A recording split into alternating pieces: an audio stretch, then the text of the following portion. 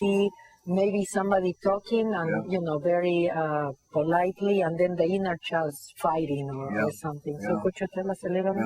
Well, if you read the book, The User Illusion, one of the things you'll come across is that 11 million bits of information playing per second, and the conscious mind is only aware of 15 of them.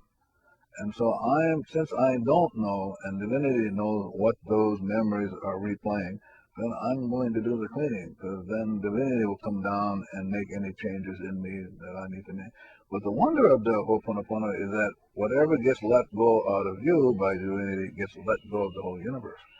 So as long as you're at peace, the whole universe is at peace. If the universe is having problems anywhere, then the question is, what's going on in me that I need to take care of?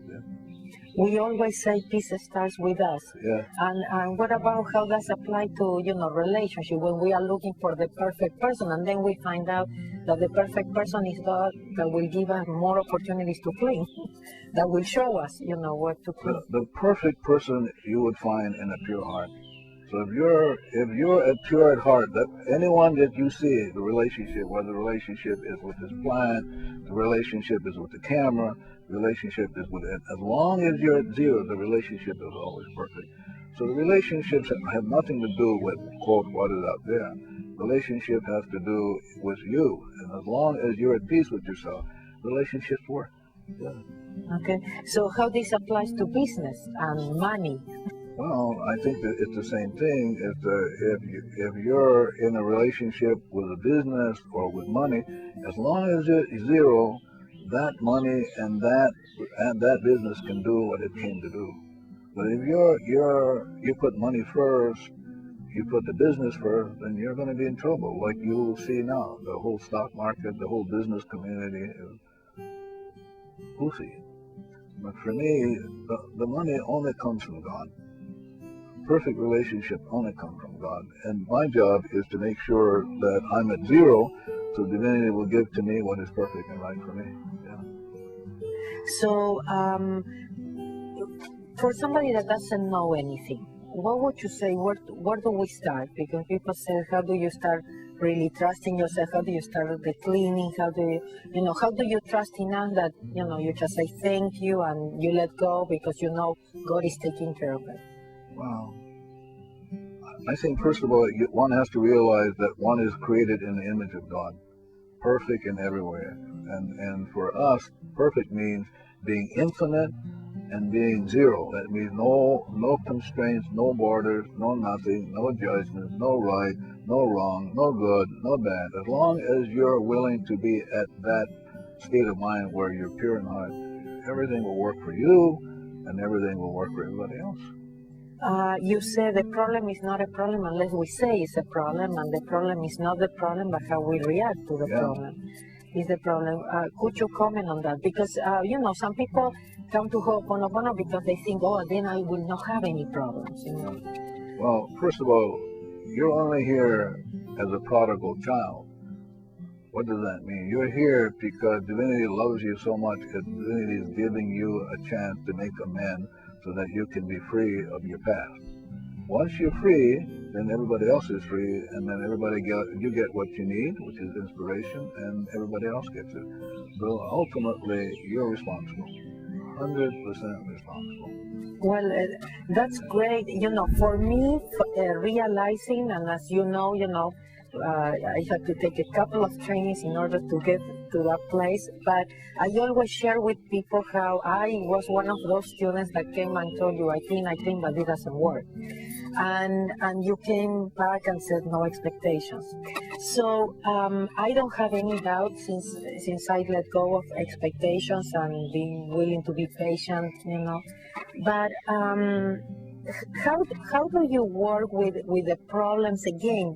Because when something comes up, what is it that you do? Because people said, okay, you always tell us clean, but the question is, okay, how does it look, the cleaning to you? Well, if you're looking for the bank, let's say you're looking for wealth, you can only find it with a pure heart. You can only find it at zero. So the idea is you have to give up the world. You have to give up what you think is money, what is good about money, what is good about, but you have to give it all up. And so the way you do it is you do it simply by saying, I love you, thank you, drinking the soul water, doing the seaport product. But ultimately, you will find the divinity only at zero, only in a pure heart. And if you're not there, you'll be forever have problems. Okay, so many people ask, okay, you say I'm clean, or clean.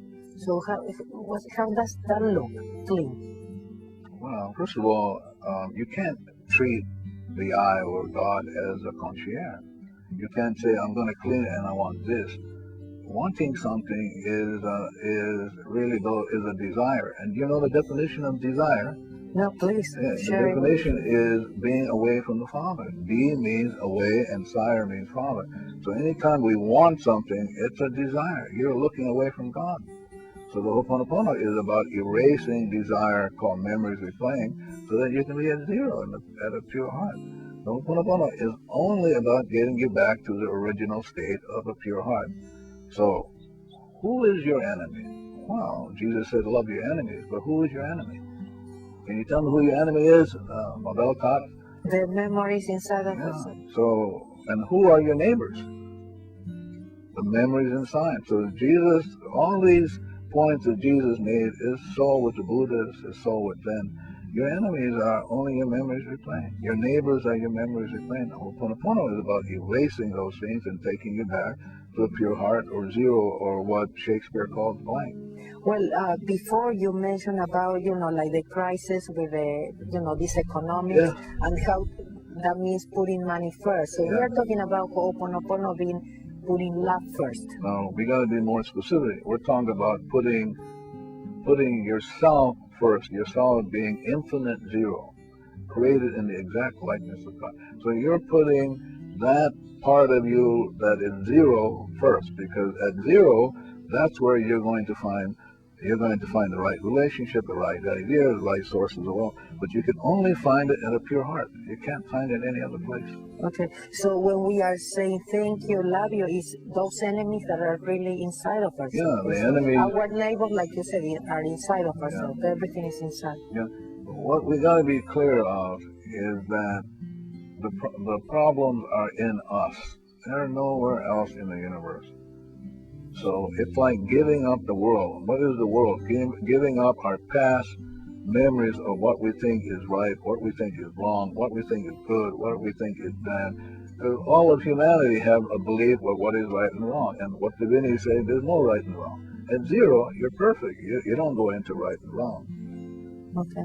Yeah, that reminds me of always the question is, what if I have a good memory?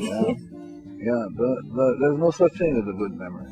You're either zero and infinite, or you're hanging around with, what about my love for my children? Well, but if you were at zero, your children would get divinity's love, not yours.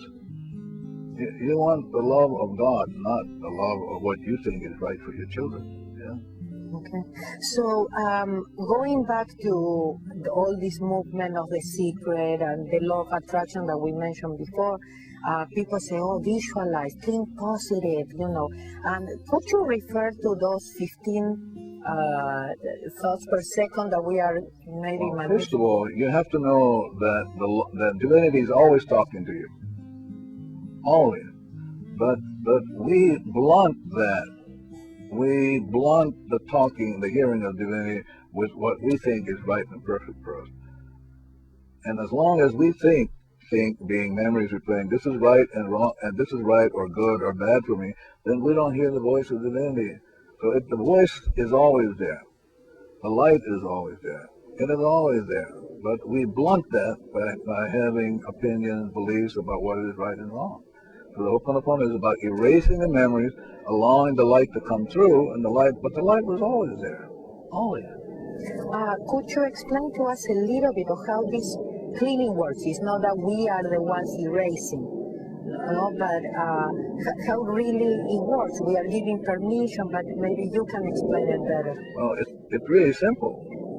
What we're saying is the problem is in me, the problem is a memory replaying, and I'm saying to God, I would like to make amends for that memory replaying my problem, replaying disease, replaying suffering. And I'm sorry. Please forgive me for